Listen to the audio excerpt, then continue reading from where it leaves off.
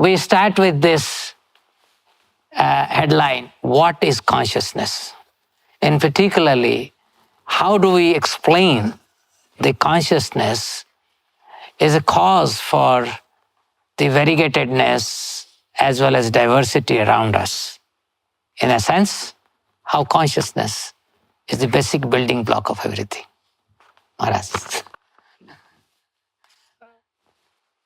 Okay, I'm thinking where to start. Basically, consciousness has two aspects. One, I'm conscious of the things around me. That's a very, obvious aspect of consciousness. We know what's happening, we know other people, we know the world around us. But at the same time, there is second aspect of consciousness. I'm conscious that I exist. I am consciousness. So these two aspects, they constitute consciousness and distinguish consciousness from the dead matter. Dead matter neither knows everything around it, neither is conscious about its own existence. So, regarding this question, what is the cause of the variegatedness around us, and how the consciousness is behind this variegatedness, it's actually the derivative of these two properties of consciousness. According to Vedic literature, the origin of everything is conscious. And conscious basically has these two aspects. He is consciousness, or he is self-conscious in this way, and he is also, capable of experiencing everything around him. So the variegatedness is the natural byproduct of consciousness, because consciousness is dynamic. Matter is static. Matter is not changing, but consciousness is ever dynamic, and this variegated consciousness is actually ultimately the cause of everything which exists according to Vedic literature. So, in traditional popular view, the consciousness is formless, whereas matter is form.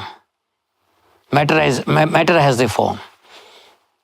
But, in Bhagavad Gita, we understand the reverse, that the real form the consciousness has. Can you please shed some light that consciousness has the form, not the vice versa? Well, let's say this is the premise, that the origin of everything is consciousness, because consciousness is by definition is higher than matter. The matter cannot be philosophically the origin of consciousness, because consciousness is higher than matter. Higher can produce something lower, lower cannot produce anything higher. That's the simple logic, simple understanding. Now, if everything which we see has some form, this form has to come from somewhere. According to Sankhya philosophy, there is this Satkaryavad. Satkaryavad means that the effect is present in the cause. If the cause of everything is consciousness and the form is the effect, then the form has to be in the consciousness.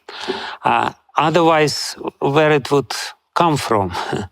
So consciousness cannot be formless by definition, because it's the original cause of all the forms. So as simple as this. So consciousness definitely must have a form. Thank you, Maharaj. There is this point of discussion that after all we experience, and through experience we understand everything. Mm-hmm. And through experience only we can understand both matter and consciousness. Mm-hmm. Now Krishna says in Bhagavad Gita, that which pervades the entire body is consciousness. Mm-hmm. And is indestructible. Mm-hmm. And we experience many things, but they are all destructible. So how do we understand this proposition of Krishna that consciousness pervades the body and it is indestructible? First of all, let's try to understand how consciousness pervades the body. There should be very clear scientific mechanism of the spreading of the consciousness. So there are several ideas about it, or several analogies which help us to understand how it happens. One analogy is, of course, the sun and the sunlight. Sun is localized, sun is in one place, but the sunlight is spread all over the place. In a similar way, there is a soul which is the source of consciousness, which is non-material, which is the experiencer or witness, sakshi, and it spreads the consciousness all over the body. Now, the mechanism of it is very interesting and very important for us from scientific point of view to understand. It's actually explained in this Mundaka Upanishad in very famous quote, how the soul is the source of consciousness. Next to the soul is mind. Mind is very subtle, and because of its subtle nature, it kind of envelops the soul, and the soul invests its energy into the mind. So original number one step is from the soul, conscious energy is put in the mind. The comparison is there that, when we see the moon and there is a very, translucent cloud around the moon, then it appears to us that this cloud emanating the light. Actually, cloud doesn't emanate any light. The light is coming from the moon, but because the cloud is next to the moon, it seems like that the cloud is also emanating the mind. In a similar way, our mind is actually matter, but very subtle matter. Because it's so subtle, it comes close to the consciousness, to the source of consciousness, and it seems like the mind becomes alive. So now, next level from the mind is in the sattva gun. And it's very calm and harmonious and translucent. That's the characteristics of sattva gun. Then the next level is rajagun, and rajagun, prana is in rajagun. So from mind, the energy of consciousness is coming to prana. The soul is there in the heart. Next to the soul is the mind or chitta. And the chitta is pervaded by prana. This is what is explained in this quote from Mundaka Upanishad, which is there in the 17th verse of the second canto of Bhagavad Gita in the commentary of it. Then the prana, which is little grosser energy, is energized by the energy of consciousness through the mind, and the prana starts moving and distributing the energy of consciousness all over the body. We know all these pranic channels, 72,000 of channels which are coming from the heart because the soul is there in the heart. And by the way, when somebody asks you, who you are, you don't put your finger on your head. You put your finger in the heart. This is me. This is the I particle is there in the heart. It spreads the consciousness through prana, and prana influences fire, electricity. So all the electrical processes or all the energetic processes are ignited in the body by prana. So in this way, the prana becomes, enlivens the body and starts all the, biological processes in the body. And in this way, the body becomes alive and conscious. That's how this consciousness is spreaded. So Maharaj, you brought in the idea of mind. Mm-hmm. So basically, if you look at the bodily configuration in which the soul is engaged, not only soul is encased, but that bodily configuration is also deriving its energy from the soul. So the first question, because I have two questions here, but let me ask the first question. First question is that this soul, which is superior and superior to material energy, yet it is encased by this very material energy. How is it possible? How a superior energy or Chit Shakti is being encased or covered by Jada Shakti or the material energy or inferior energy? The explanation is simple. Yes, superior energy is superior than matter. But because of its minutest quality, because the particle of consciousness is very small, it's more or less overwhelmed by the lower energy. And and basically, the reason why it could be overwhelmed by lower energy is that we really want to identify with the matter. We want to have material experiences. We want to experience matter. We want to enjoy the matter. The experience matter means enjoy the matter, lord it over the matter, and therefore we have to have some sort of identification with the matter. And by identifying, this desire to be identified with the matter is fulfilled by material energy. Ultimately, we are superior because we have the power of desire. But, because we desire to be conditioned or covered by matter, we are covered by matter. But by constitution, this tiny unit of consciousness, which is part and parcel of Supreme Brahman, cannot have proprietorship of the matter because it doesn't own matter. But still, it appears that it is having a proprietorship over this material energy. Yeah, because, material energy belongs to God, no doubt about it. But, because we want to lord it over material nature, Lord gives us some sort of illusory proprietorship. Ultimately, nothing belongs to us. Even this body is not ours. It can be taken from the soul at any moment. But, God is lending to us this matter to get the experience and to get frustrated from this experience, ultimately, because it's false. The initial premise is false. When we claim proprietorship over anything in this world, it's false. It's a false claim. And ultimately, we will be convicted as... So that means one can argue that as the Krishna is super soul or the Param Brahman is super soul, is making it happen that we become captivated by material energy.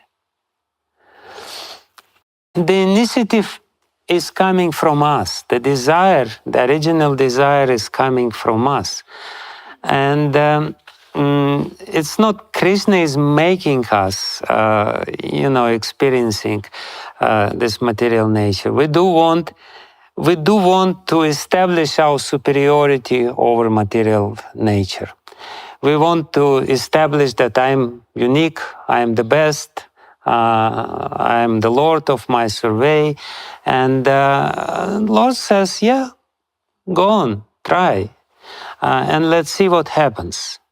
And actually, even in this world, the only people who are successful is those people who develop some service attitude, because service is the natural propensity of the soul.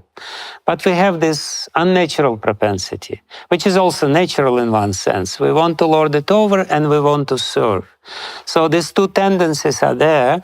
And Lord says, okay, here is the field where you can you can experience or you can execute, express your desire to lord it over, but also, at the same time learn how service is much more natural and pleasurable.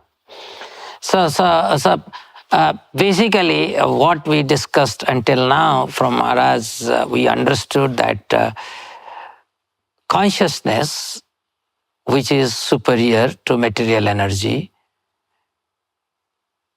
when it desires to become the Lord but not the servant, gets captivated by the material energy. And hence it gets encased by an inferior energy, although it is superior. So now the question here is, this consciousness which is the very basis of cognition in every varieties of life forms, is a fundamental entity. That means irreducible. This. Whereas, current science is trying to understand cognition as an emergence of molecular and cellular combinations and so forth. We will not go into the current paradigm because that people know, but that has not really yielded any result because we have not created any system that is intrinsically cognitive and can give rise to other cognitive agents. That has not happened, but we see in nature that if we sow a seed, within the seed there is a cognitive element, and hence through the help of the soil and other favorite atmosphere, we see whether it is a plant or from the similar seed gives rise to, in the form of egg, to birds and other things. Same seed in the form of semen gives rise to human being. So we see that life forms are coming from the original cognitive elements. So now if you look at the Vedantic perspective, which we are discussing now, how can we have some kind of understanding of this eternal, innate cognitive element that always existing, which we cannot really experience using by any material means, but still some empiric study can help us to understand this very truth, because of which the world is the way it looks. What kind of empiric study we should conduct or we should pursue? So let me start by saying that the original means which is suggested by Vedic literature is purely subjective and therefore are not very appreciated by the material science, which is claiming to be objective. But nevertheless, for the study of the consciousness, the best instrument is consciousness itself. Because at best we can hope that, that we will get some glimpse or some reflection of consciousness by empirical means. So the bona fide, the proper instrument for studying the consciousness is consciousness itself. In our case, it's meditation.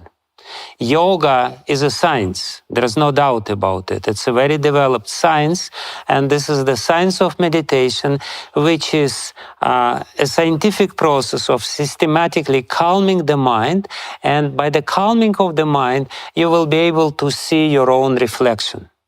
As much as if you are standing next to the lake and the lake is very calm, you can see the reflection. If the lake is very turbulent, then you cannot see any reflections. So our mind at this moment is very turbulent, therefore you at best have some slight intuition of you as a consciousness, as a particle of consciousness. We all kind of understand that I'm eternal, I will not die, body changes, I don't change. So some idea we do have intuitively. So the proper means of studying the consciousness is meditation. When the mind is completely calm, and then you can see very clearly yourself and the world around you. Your cognition will become very scientific, very pure. Now, in regard to empirical methods of studying of consciousness, there is plenty of this. First of all,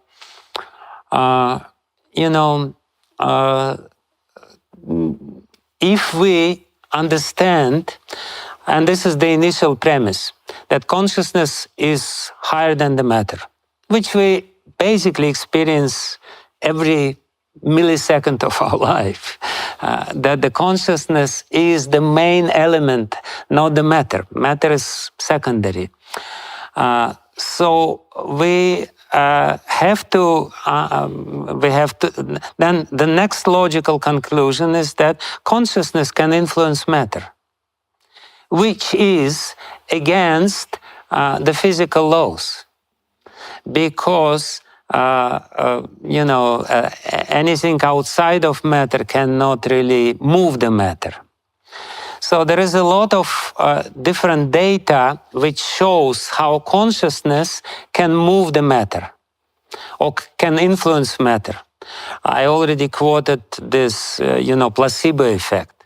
Placebo effect, you have something completely, some strange idea, even wrong idea in your mind.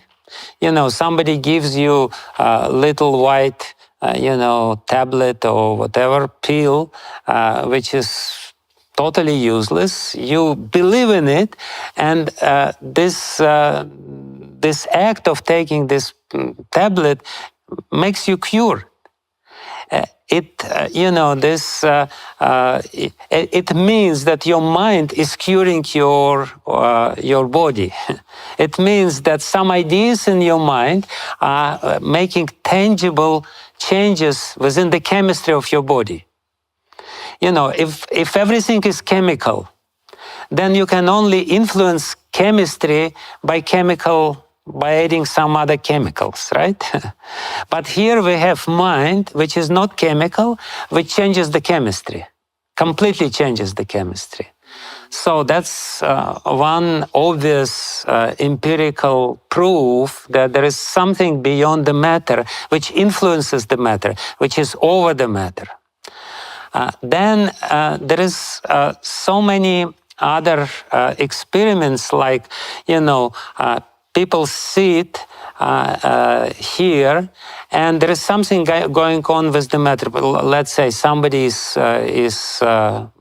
whirling the coin, and then you sit and you meditate that this one side of the coin should come more often.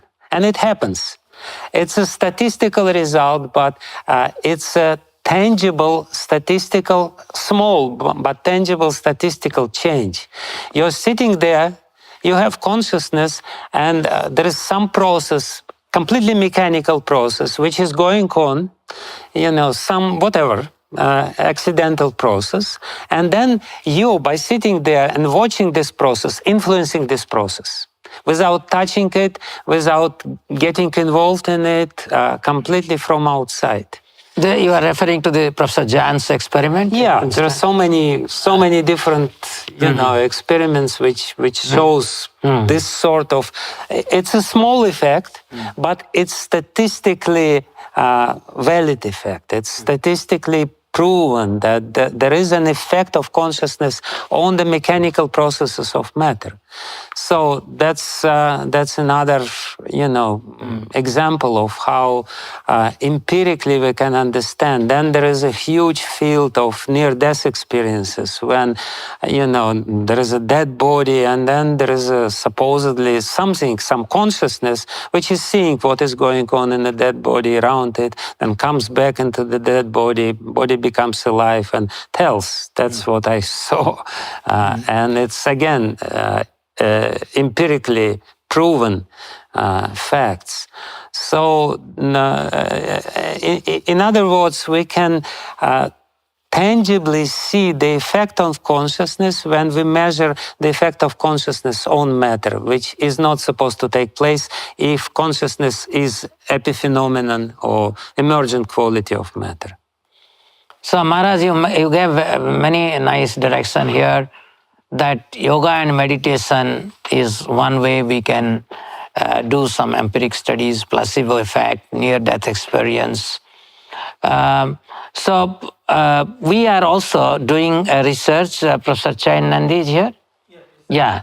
So we are working on looking at biological switch that blocks our consciousness when administered with anesthesia. Okay. So here you made a very nice point in the beginning that it is the soul that energizes or empowers the mind, and mind in turns. Mind is intertwined with prana. Yeah, and then it energizes the prana. So, and you said there are 72,000 channels of prana in the body that flows from the heart. From Puritat. Yeah, from the heart. So, can you shed some light that because we are doing this research, how can we empirically study these pranic channels? How do they manifest in the body? How can we empirically study these pranic channels so that we can have some idea how consciousness is pervading through the body? According to my understanding, there is the nervous system, which is well established, and nervous system has tangible material substratum. And pranic channels are somewhat parallel, or it's not exactly the same nervous system, but it's definitely connected with the nervous system, because nerves, it's already electricity. As I said, there is mind, from mind prana, from prana then there is electricity. So nerves is these conductors which which work on the energy of electricity, but then closely to it connected is this pranic channels, which are identified by this acupuncture and all this kind of methods, Chi energy, which is the same as prana, which is there. So anesthesia, like there are certain points of the body by pressing this point you can make your unconscious, because you disconnect prana from its source, from the consciousness, temporarily disconnect. So I guess all this idea, these certain points, these marmas, which are there, which is also explained in yoga, these sensitive marmas or points, it's exactly the points where the switches are, basically. So does it work by the principle of touch? That means the prana and the nervous system, they exchange this information through touch? Probably, yeah. I'm not so expert. I'm just brainstorming. Because the very idea of empiric study means we have to look at how the information from the soul gets transmitted throughout the body through different layers. I know that you are already aware of these 4 categories of sound by which the communication that takes place, like between soul and super soul. We say para sabda, Para pasyanti, and then pashyanti between soul and the chitta, and from chitta or mind to the gross body is madhyama, and then the outer sound is which is airborne is vaikhari. So basically I'm trying to understand from you that how we can look at this pranic level of energy getting transmitted to either nervous system or any cellular aspect of our bodily composition. I mean, it requires more thought. I'm not prepared to exactly answer this question. I would be happy to discuss it in more details, how it could be done. One idea which comes immediately into mind, since you mentioned the sound. The sound is a certain vibration which has a certain form, shape. And ultimately, the traditional way of influencing the flow of prana is either by making some, certain shape or change in your breathing, or through the sound of mantra. When you vibrate sound of mantra, then this vibration of the sound of mantra, which is very subtle, influences prana, and then the prana influences the grosser processes within the body, like this nervous electric system. So one venue of investigation could be how the sound influences the nervous system. And we know this, that, sometimes people can be hypnotized by sound, or, the state of consciousness could be altered by producing certain sounds.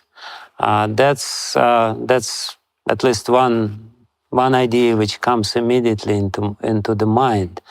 But that's a very interesting question, how this transmission is coming, how the transmission of conscious energy is coming to the mind, how it's coming from the mind to prana, how it's coming from prana to different cellular, to the electricity and the electricity, Yeah. of course. That we know because it's something which is right, easily experienced, measurable, yeah.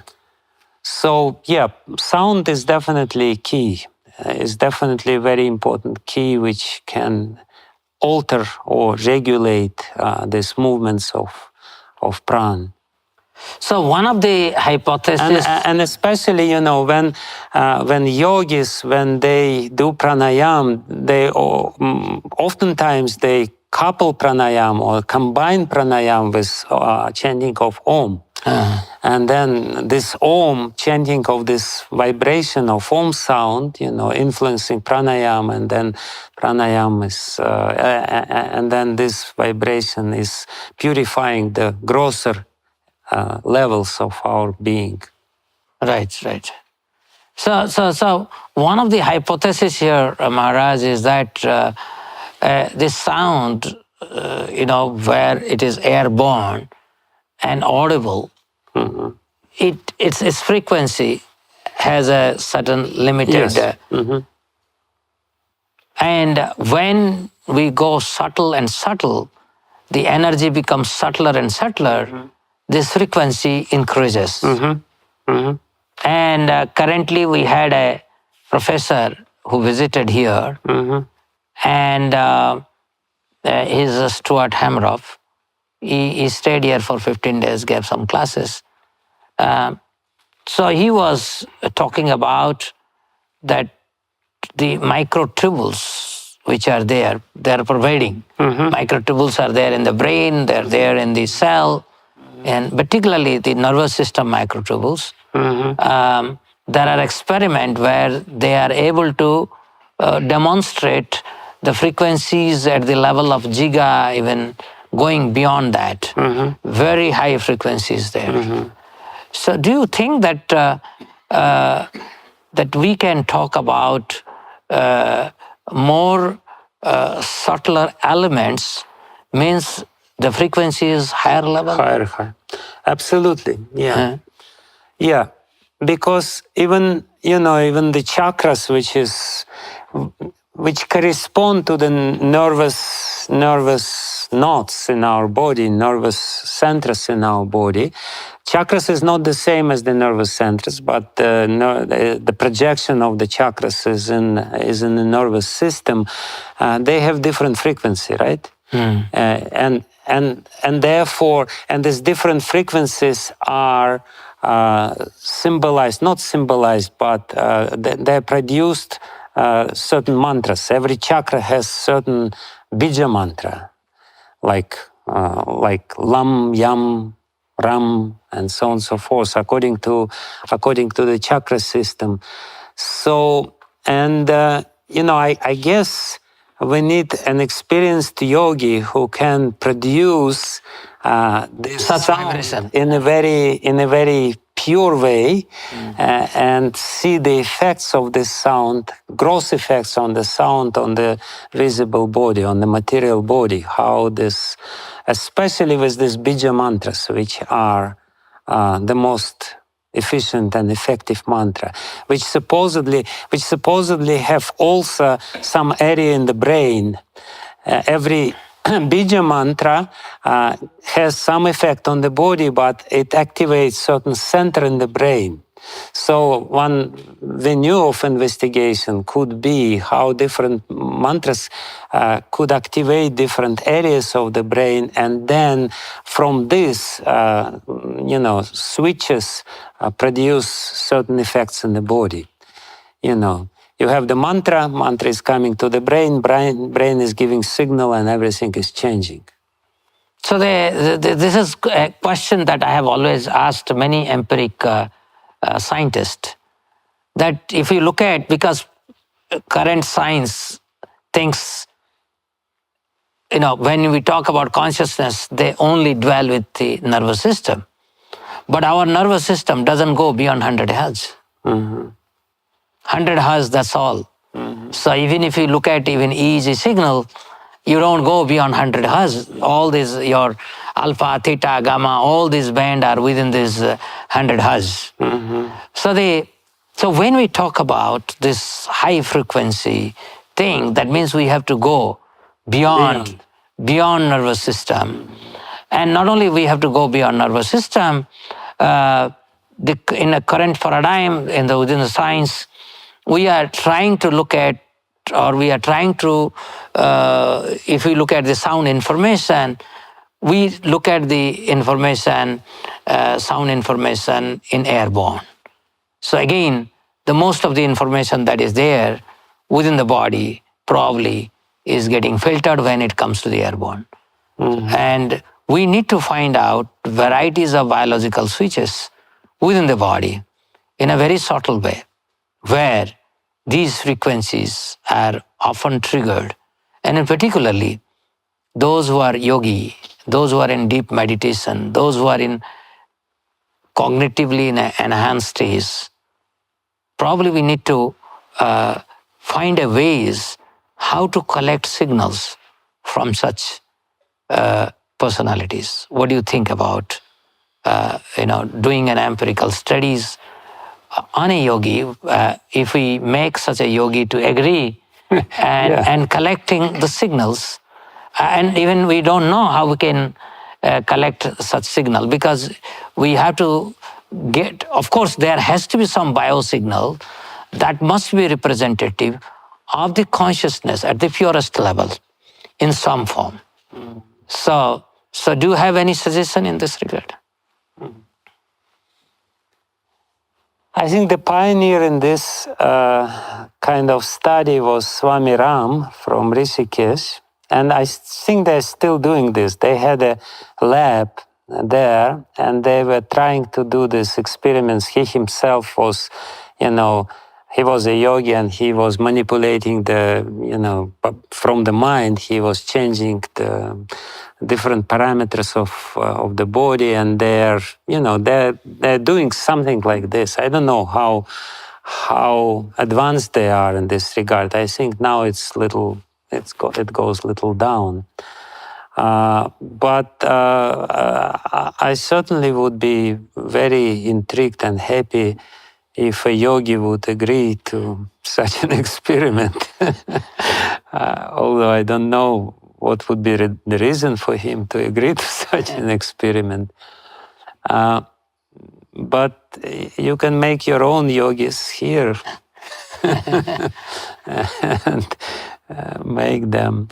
But it's definitely very, very fascinating area of study. Definitely. We should think more about it. Okay. So now we talked some of the empiric studies that we can do to probably decipher some idea of consciousness, which normally the pure yogis, they experience in and out, day in, day out. There is no doubt about it, because there are many still in India and all over the world who really experience the consciousness, qua consciousness. But we have to give this experience in some form to others, such that they can also be attracted to this aspect of reality, and which is a very fundamental aspect of reality. So given this, I think that we discussed varieties of things from you, and you gave many ways where we can probably look at it. But from our perspective, this pranic channels, we need to be very clear. And where is Bodhi? Bodhi is here? Bodhi is not here, probably. And where is that the other girl? So your team is not here. So I think that we need to look at these things very systematically to understand that how the meaningful information, the information that moves the matter, gets transmitted through the bodily system, through varieties of layers from subtle to gross. So now, Maharaj, I will come back to a kind of a little less serious discussion for the benefit of our audience. Given this, we are talking about consciousness. Normally, when we explain people that this doesn't experience, but we experience. But we have experience. This doesn't have experience. So this is called bodily experience. And how can we, or what are the configuration of body through yoga and meditation, such that through this bodily experience, people, through simple practice, we don't have to do empirical studies, but through simple practice, they can have access to this pure level of consciousness. Basically, what I'm trying to tell is that the human body has the ability to experience both the bodily experience as well as divine experience. So how do we act or we change the bodily configuration such that through experience we can have access to this consciousness, qua consciousness?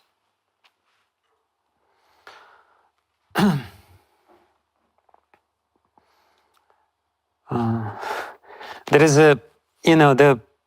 a very wide variety of spiritual experiences.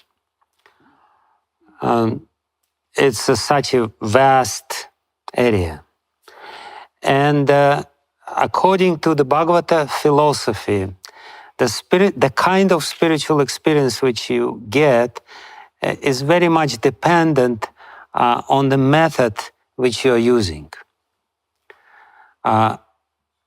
And that's the difference because, in the modern science, in the normal science, if you measure something, it's not dependent on the method, so to speak. But in spiritual experience, the method determines the experience which you have. So that we have to know. And basically, there is only three kinds of methods. Of course, in each and every area there is variety of different methods, but if we grossly divide the spiritual methodology, then it can be divided into three spheres. One is called Jnana Yoga, whose main method of experiencing consciousness is meditation. Meditation, vibration of a certain mantras, or also in Jnana Yoga, one very important element of having spiritual experience is what is called paschatap. Or anutap, when you regret something, and in this way you purify your consciousness. So the second area of methodology, or second set of methods, is developed by mystical yoga or Ashtanga yoga, and the third area is Bhakti yoga. So these three things have their unique methodology. And depending on what kind of spiritual experience you want, what kind of depth of spiritual experience you want, you adopt either this methodology, that methodology, or that methodology. And according to the Bhagavata philosophy, by the methodology of Jnana Yoga, you can experience your oneness with the existence. You can just more or less understand that you're one with the existence, and feel the unity of the world, and you as the part of this unity, not as a separate particle. The Ashtanga yoga or yoga methodology allows you at best to understand the presence of God and His particular form within the heart when you meditate. And ultimately, Bhakti methodology allows you to get access to or experience of God in His personal form, in His form of Bhagavan. So, as I said, there are three big areas with their methods. And again, depending what you want, you take this and you follow this systematically. But to get the tangible spiritual experience, not just some imaginary spiritual experience, you have to follow certain discipline. That's first and most important thing. This is defined by Patanjali Muni in Yoga Sutra, that abhyas, the practice, has to have three characteristics. It has to be for a long time, it has to be uninterrupted, and it has to be done with a certain mood of reverence. It has to be done consciously, not mechanically. That's what it is. So everyone can have spiritual experience. For that, practice discipline is necessary for a long time, uninterrupted, and not mechanical. Now, if we take methodology, as I said, the main methodology of Gyan is basically meditation, studying of scriptures, meditating on certain mantras which from the Vedas or Upanishads, which define the unity of existence. Tattvamasi, Aham Brahmasmi. So that's the methodology. With subsidiary methods of purification, self-purification, atonement, this and that. Then there is methodology of yoga, which is very well defined, starting from yam, niyam, asana, pranayam, pratyahara, and so on and so forth, coming to samadhi. That you should follow this discipline. And then there is Bhakti Yoga, which starts with Sharanagati, surrender. And it basically means, that's in one sense simple process. At the same time, it has its own difficulties because it starts with surrender. I am not independent anymore. I surrender my independence. So this act of surrendering myself, I am the part of God, I'm subservient to Him, I'm ultimately by my nature as His servant, starts with, adopting certain rules and regulations in my life. I'm not doing what I want to do, but I'm doing what He wants me to do. So that's in itself is an austerity. But, we follow certain rules, like we're not eating meat, we're not, gambling, we're not taking any drugs in any shape or form, don't take any, even onion and garlic, anything which agitates your mind, which actually makes your mind more tamasic. And even these simple practices can give you some, if not purely spiritual existence, but quasi-spiritual existence, because you immediately, after Sharanagati, you feel relief. You feel relief from the, pressure of karma, which we may not even experience, but after coming to, bhakti path and chanting mantras and doing this process, we immediately feel difference in our life. We feel much lighter in certain things, and then mantra meditation or chanting of name of God, which is the main methodology of bhakti yoga, gives you the most profound experience. At one point you understand this mantra is not just a sound. Like I started chanting mantra when I was doing my experiments in a laboratory. And I said, this is a pure experiment. I'm not going to chant this mumble jumble thing if I get tired of it. And I started chanting, and I didn't get tired 1 day, 2 days, 3 days. And 40 years later, I'm still chanting. So I could experience that there is some difference. And then there was some, again, quasi-mystical experience. I was doing some very difficult experiment in molecular biology. You have to do it in a very exact way. It's a very difficult procedure. And the experiment usually would take, 2 weeks or 3 weeks sometimes, from the beginning till end. And then at the very end, you develop your film, photo film, and you realize that it failed somehow or other, somewhere in between. In between, you're blind. You don't know what's going on. You're trying to see what's going on in the DNA and how DNA interacts with the proteins and, what's going on. So you want to see something tangible, you put some radioactivity there. Anyway, you develop the film and, you don't see anything informative. So I was doing it again and again and again. I don't remember how many times, at least 50 times. It was so difficult and I was so tired. And ultimately I started chanting mantra, and then, I decided, let me chant mantra with this idea. Let this experiment will be successful. So I was chanting very intently with such a intense meditation.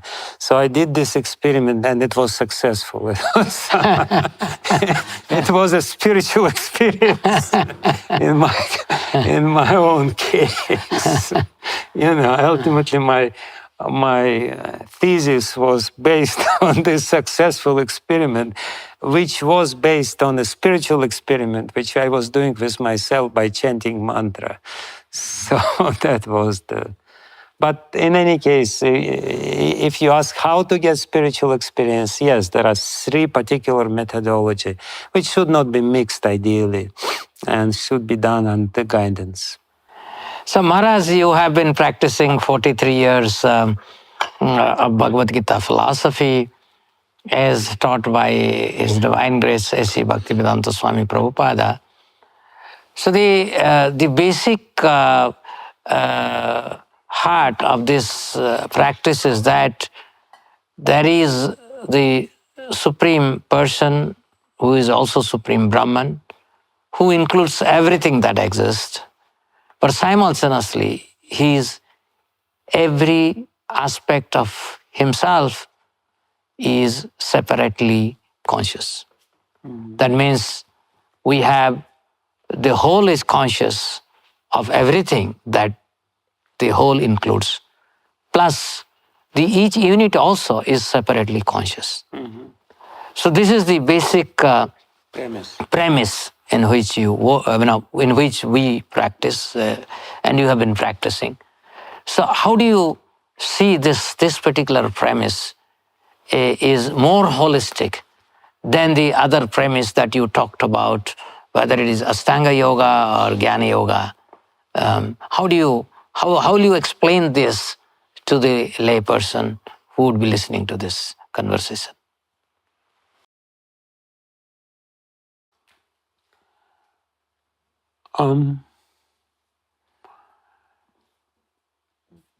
The general explanation which is given is that, we're all trying to understand the truth. Science is trying to understand the truth. Spiritual people are trying to understand the truth. But ultimately, everyone is a seeker.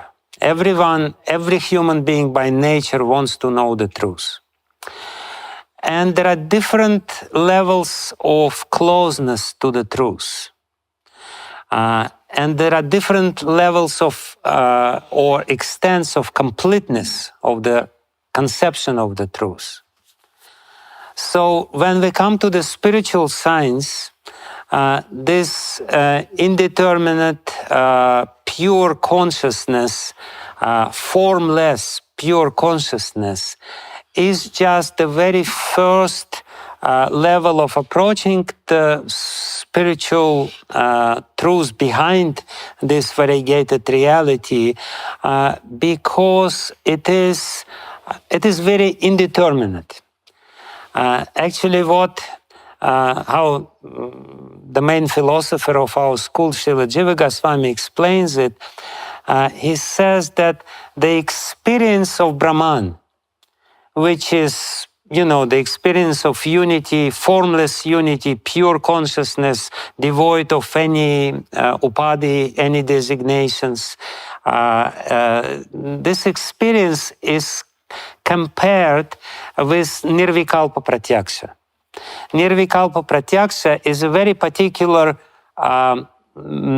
pratyaksha or particular experience which is explained in Nyaya Shastra and in where it is also in Sankhya, I believe, which is you know that something exists, but you don't know any qualities of this what is exists. Like at the very first moment when we look at something, we know there is something, but it's indeterminate, it's nirvikalpa. We just know that it exists, but we don't know what it is, and we cannot say anything about it. That's basically Brahman, which is explained in some Upanishads or some experiences of yogis. There is spirit, but we cannot say anything about it. We cannot even say that it exists, because by saying it exists, we attribute some qualities to it. So therefore they say that this is, it's just neti. It's not that, it's not that, it's not that. You can only define it negatively. The negative definition of spirit is there in Upanishads, but that's Nirvikalpa Pratyaksha. It's a very first moment of perception of the first initial experience which we have. Immediately after that, the Savikalpa Pratyaksha comes. It means that we determine the quality. We see this is something black, this is something standing, it must be some camera. If you saw camera before. So immediately you have some qualities. So when Vishesh is there, first is Nirvikalpa Pratyaksha without Vishesh, Nirvishesh. Therefore, even people who have this experience, they say Nirvishesh. Nothing, no Vishesh, no qualities in it. So that's the very first stage, which is not very exciting. So if you come closer, then you can see the general shape, you can see the general qualifications of this object which you want to study. We want to study the truth. The first perception of the truth is there. I know what it is. I don't know what it is, but I know it's there.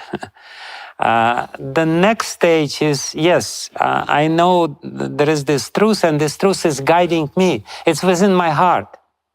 It's the guiding force. I'm looking back at my life, and I see that my life is not accidental. There is certain intelligence behind it, and it's not my intelligence. I was guided throughout my life, and there are so many things which are, which cannot be explained rationally by just accident. And I can see certain qualities of this personality behind it. He's powerful. He's ruling everything. He's controlling everything. So that's more or less the next stage of realization when you understand God, who is immanent to this world, who is guiding this world, who is guiding the movements of the matter, who is the controller of this world. As Krishna says in 9th chapter of Bhagavad Gita, Maya Dyakshena Prakritik Suyate Sachara Chara, I'm there. And then, when you go even closer, you can see the state. And the state is moving, everything is going on. So first you see it's some impersonal thing is ruling. Then you understand there is personification of rule. Then you understand that there is Narendra Modi who is in charge of it. But then, if you come closer, you can understand Narendra Modi is a very nice person. He is very kind. He has a very big heart. He's very austere, this and that. So that's the third realization of Bhagavan, which can only be achieved by the methods of Bhakti Yoga. So Bhagavan includes everything else, and it gives you much more full and complete understanding of the truth with his personal features. So one is just impersonal thing without any features. Another one is majestic features, very powerful features ruling the world. And another one is very kind and sweet features of the absolute truth, which is the origin of everything. And ultimately, that's what we're looking for. We're looking for love. We're looking for beauty. We're looking for joy. We're looking for this. And that's what Bhagavan is. So why should you go there if you can go here? Thank you. Maharaj, now I have only two last questions. Okay. So last but one is, you said that in science, also we only study experience. Mm-hmm. We study data. But we kill the experiencer. We have no idea who is the experiencer. Nor we care also about who is this experiencer. Mm-hmm. Now, I personally believe that time has come where even in empiric study, the both experience and experiencer must be included. Mm-hmm. So how do you think this paradigm is it a right direction, or if it is right, then how we should go about it? It's with quantum physics, it's becoming more and more pertinent and more prominent approach that you cannot exclude the experiencer from the experience, because experiencer determines what you experience. You cannot be 100% objective. You have to include the subject into the equation. You have to include the consciousness into equation. So it's basically inevitable, and it's coming there. It's definitely coming there, that the consciousness is the background of everything, is the substratum of everything. That's quantum physics comes very close to this idea, that the substratum of everything is conscious, and therefore observer is also, part of the whole equation. You can only understand reality if you include the observer into the reality, into the picture of reality. Otherwise, the picture is not complete. Thank you, Maharaj. So I come to the last question, is that, going through this 43 years of experience of practicing a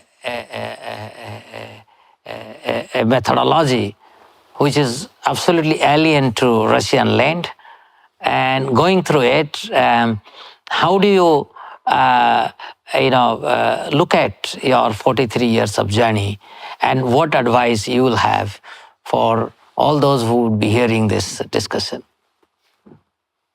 I mean, this 43 years of experience were very rewarding because it was an exciting journey where I understood a lot of things externally, which were, as you said, were completely foreign to my upbringing and my understanding of reality, which enhanced my understanding of the laws of reality. It made me much more capable of controlling the body, controlling the mind. So, people, especially in the old age, they have this feeling of being victim. This victim mentality is very, very prevalent in the material world, especially nowadays. People think that they're victim of circumstances, they're victim of political system, they're victim of that person, this person, of my, at least I don't feel I'm a victim. I feel very confident that I lived life which had some goal and has some goal. I don't claim that I achieved a high goal which is there. It was conscious life. Looking back, I see that how before that my life was much more mechanical, much more much more dreamlike. I was not really aware. I was doing something by the inertia, by this, by the motion. Everything was set in motion by somebody, and I was definitely before I was feeling like a victim. There is some flow, and I'm just, carried by this flow. But now I'm feeling like I'm swimming in this current, and I know where to come. And it's not that just some current is dragging me somewhere. So I never regret it. I'm actually immensely happy that I made this choice some time back. And, as I explained in my other lectures, somebody helped me to make this choice by pushing me into this direction. So I'm very happy. It was a very rewarding experience. And I'm still looking forward into some other gifts which are there. And, what can I advise others? I can only advise follow my footsteps. It's not very humble to do it, but that's what I do. Because otherwise, there is a great chance that at the end of your life, you will feel that you were victimized by by the circumstances or by life or by some unfortunate events, and you don't understand what's going on. If you want to be really in control of your life, then you have to surrender to God and make Him the controller of your life. Exactly like in this Bhagavad Gita, as Arjuna made Krishna his guide and chariot driver of his life. So that's my natural advice. What else can I advise? Thank you, Maharaj. We learned through this discussion many wonderful things. First, we learned what is consciousness and what are the ways we can appreciate this consciousness through empiric studies as well. You also very nicely explained 3 different methodologies by which we can have divine experience. You also explained the ultimate form of the reality that we the way it is holistic in the sense the Bhakti Yoga import, Jnana Yoga import, and Ashtanga Yoga import. And as you nicely summarized at the end, is that you had a rewarding journey of 43 years, and you would like all of us also to become a seeker like you. I think that all of you would agree that it would be always beneficial to become a seeker, and of course, this book, Bhagavad Gita as it is, can become an inseparable aspect of our life. So Maharaj, thank you so much. I think while you gave all these answers, I was experiencing your humility is really radiating through your answers. And I'm again grateful for being here and answering our queries. And I hope that many will appreciate from the deep wisdom that Maharaj has said in front of us. Thank you very much. Thank you. Hare Krishna. Hare Krishna.